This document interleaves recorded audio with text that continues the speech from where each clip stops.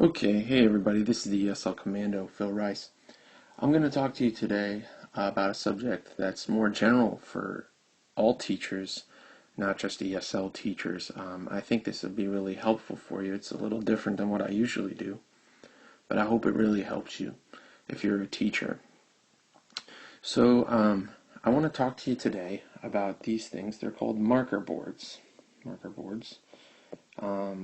Dry erase boards. There's different names for them. And basically, you can buy these online or at a local store. You can even get them at dollar stores. For the more higher quality ones, I think a pack of about 15 may run you 40 to 50 bucks online. Um, so sorry, 40 to $50 for a pack of 15 marker boards. So they're pretty reasonable, but I would say they are worth the investment.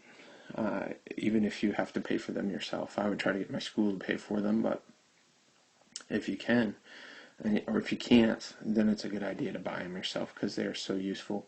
And I'm going to tell you how, because we've all had problems where students aren't participating, they're not listening, we're going through a textbook and then they lose interest, or some students are answering, some students are not. Students get off task, they're not engaged. So I want to show you some examples here.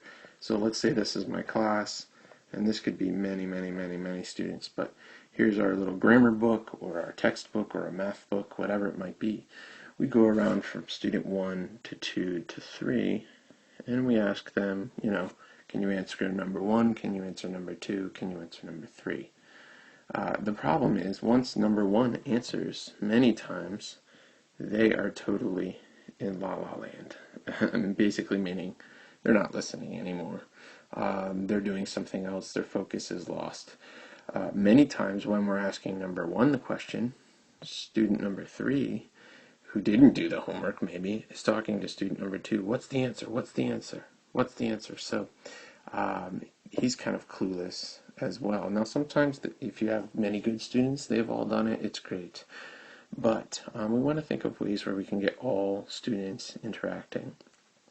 So, by using these marker boards, I believe that we can create kind of a fun, competitive environment that gets all students participating, and what it also does is gives you direct feedback from how they're really doing with the materials, each student, instead of just they got it from their friend, they looked at their friend's book, etc. And it keeps all the students on task with every question.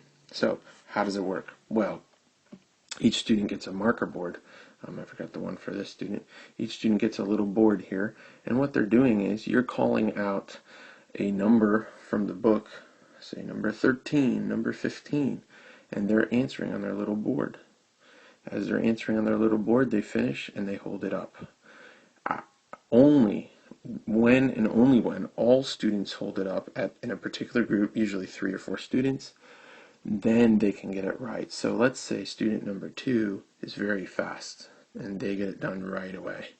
Student number 2 is very fast, they raise it up and they say, yay, I got the answer. Well, they don't get credit, or they don't get a point for their team. I usually run it like a game until student 1 and 3 also raise it up with correct spelling, grammar, punctuation, or if you're doing math or vocabulary, whatever the correct answer is. So the idea is students need to work together. So what this helps is it helps collaboration. They also need to be accurate. Okay? That you also receive feedback from this immediately.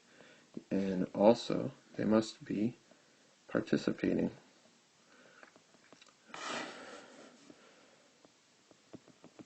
All students participating. And what I do is I'll have 4 groups of 3, and make teams. So group 1, if they get it all 3 at the same time, they hold it up, they get a point. And you keep going. And you can do this basically with any subject, any topic. Now, one way to make it more challenging and also more unpredictable is not to go into the textbook. Let's say you have the textbook and you have 1, 2, 3, 4, 5, 6 questions, I would not go 1, 2, 3, 4, 5, 6. I would start with, say, 5, and then I would jump to 3, and I would call these numbers out. They would have to put the answer, say, fill in the blank, on their little marker boards. And then I'll go 1, then I'll go 6, and so on and so forth. So the idea is keep it fresh, keep it unpredictable, and keep them working together, listening to you. This is especially important in an ESL class, but also important and can be used in any classroom. So I want to really encourage all teachers to consider getting these marker boards. Again, you can get them at the dollar store. They're a cheaper version, but they'll still do the job. So you could buy them for $1 each, as cheap as $1 each, but they won't last as long. So I use these at least 3 times a week. Sometimes I'll even use them every day. And what it does is it gives me a lot of good feedback. The students like it. They're very excited. And it's much better than just going through that textbook, number 1, student 1, number 2, student 2, number 3, student 3. So what you've got is complete engagement of all students. And that's what we want. So I want to encourage you to use this, and let me know how it works for you. Thanks a lot. It's ESL Commando. Check me out on my website, Twitter, and Facebook. Have a great day. Thanks.